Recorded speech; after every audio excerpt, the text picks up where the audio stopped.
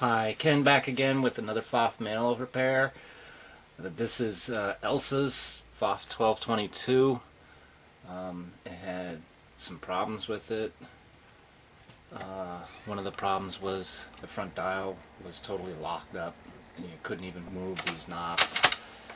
Okay, these guys were stuck really tight. The other thing was the feed system went bonkers. The buttonhole went bonkers, and inside the front piece here where it holds the hook assembly on, the bushing came out. Okay, all things I can repair. Okay, I had no problems with repairing them. Sometimes they're just stubborn and it takes a while to repair them. Locked up parts take time to unlock. But there was the bushing that came out. What I do is I drill it out, I tap it out, and I put a little mini set screw in. It's really tiny, and that holds the bushing in, and clean up all the parts, and then put it all back together, and it runs like new. These are her sew-offs that I emailed her. Okay, they came out pretty well as far as the machine. I mean, the buttonhole I finally got out and got working right, and I got all the other stitches. She's got the triple stitch and all, and she's got a new cam stack in the top, so she will be able to do the 60 patterns from, or the 62 patterns from the E machine, since she has a new cam stack. One of the things that I discovered while doing this machine, Elsa has an original bobbin. Okay, this bobbin is the original type of bobbin that came with the machine, I believe. Alright, it looks like it's been machine lathed, and the interesting part of it is the size. Okay, the size on this is almost 350. Okay, and if you take one of the other bobbins, these are the regular bobbins that you see, alright, that bobbin is almost 360. Okay, so it's like 0.10 more as far as the height. Alright, if you have these type of bobbin cases, you might have problems with them. Alright, what you want to do is you want to get these guys. Alright, these guys measure less or about the same as the original bobbin. Alright, they're the same width, okay, but when you put these in, alright, into the case, the depth of it, where you have the little center spindle that comes up, the bobbin will sit underneath it. Okay, it'll sit below that spindle. If you put the other ones in, okay, the bobbin is now sitting almost higher than the center spindle. What happens is when you put them in, they'll fit the bobbin case and all. You put them in, you go to sew with it, it locks the bobbin up because now it's getting pressure from the back piece inside here. Okay, so if you have that problem, get these bobbins and it'll solve the problem.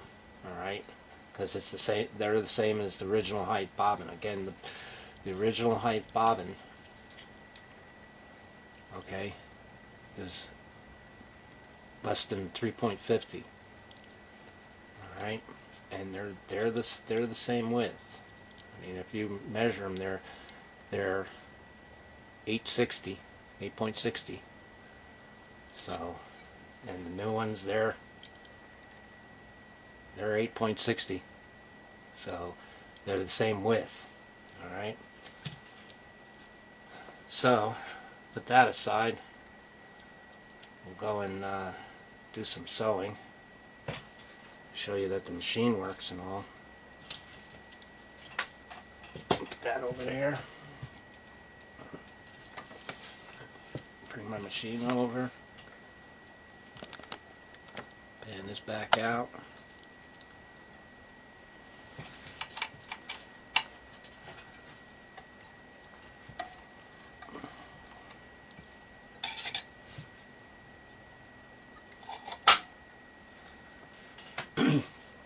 Somebody did ask me a question from YouTube about the height. The height of the presser foot. Well, they had two different pressure bars that they had inside the machine. Okay, and what they did was they changed this pressure bar that's inside the machine. Around about the serial number was around 30. That starting numbers on machines that started with 30, they changed the pressure bar, so it made it so that it could go up a little bit higher.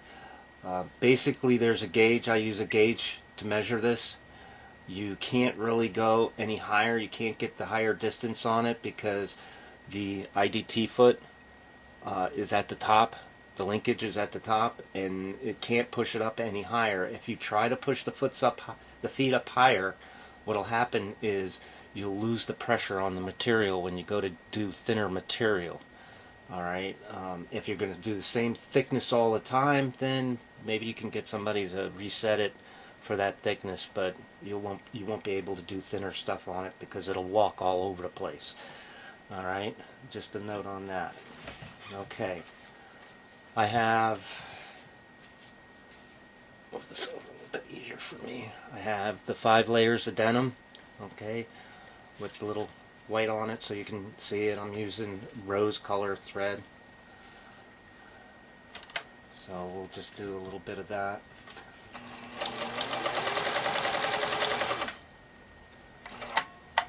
Okay, Elsie, your IDT works fine. The other thing I fixed on it was your threader, needle threader. Okay, so that works. And I just went through the 5 layers of denim, really easy. Okay, here's your canvas.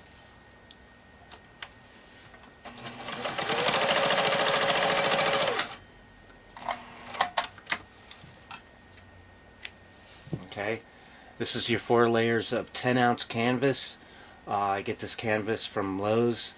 Not to promote them, but you can get it from any hardware. It's a painter tarp that they use for the floors when painters go and paint. I actually use this material to make a kayak, so it is pretty dense. Alright, but it went right through it. Here's your regular cotton, starch cotton that I use. You can hear the sound difference.